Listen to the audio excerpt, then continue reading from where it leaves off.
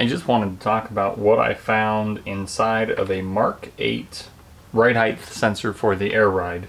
In the case your sensor has gone bad and any of this information might help you. I was able to rip the chip out, I got the band off. There's actually nothing that holds the top of the air ride to the bottom of the air ride other than this tube, which is held on with steel bands. So that's kind of interesting. And then this was the cap to the electrical box, which I tore open. I also cut this open with a ceramic cutting wheel. So I found copper wires in there. And then the male piece has an aluminum tube on the inside. And where this circuit board connected, which has this gel and glue all over it that insulates it from weather, because of course you need to make this pretty much weather tight. There are two pins right here. Excuse me, they're over on this side.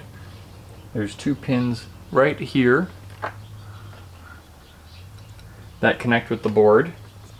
It appears these are spacers for the board because they're non-metallic to hold the board up at the certain elevation. And there's nothing really else down here other than the cylinder, which is comprised of the copper winding. So I believe what is being done, my thoughts on this, is it's a very simple module compared to the fact that they have a microprocessor, I presume, right there at the center, along with everything else. All that they're doing here is measuring the amount of impedance or something like that, the percentage of which the inner tube, the male tube, is interfering or inducting or something like that, resisting the flow of electricity through this fairly consistent magnetic, copper wound magnetic field. The percentage from 0 to 100%, let's say, the two extreme values, is how it equates the ride height over that distance. And the front sensors are the exact same sensors, but they actually read the numerical value, the percentage, backwards.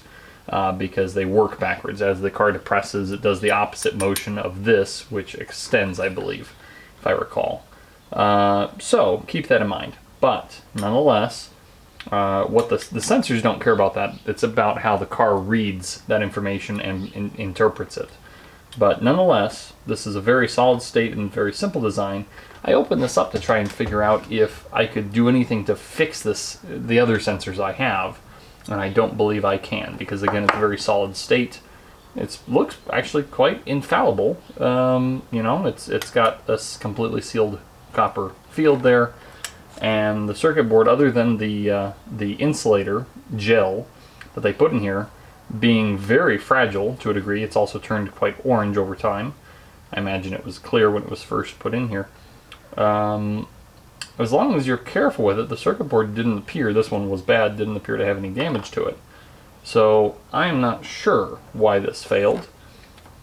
This sensor, specifically, an interesting quirk, it worked when it was in my hands and it was plugged into the rear of the car and I actuated it on its own. It ran the airbags perfectly fine. Then I installed it on the car and it stopped working. So I don't know what's going on, but hopefully seeing one partially dissected will help you fix your problems.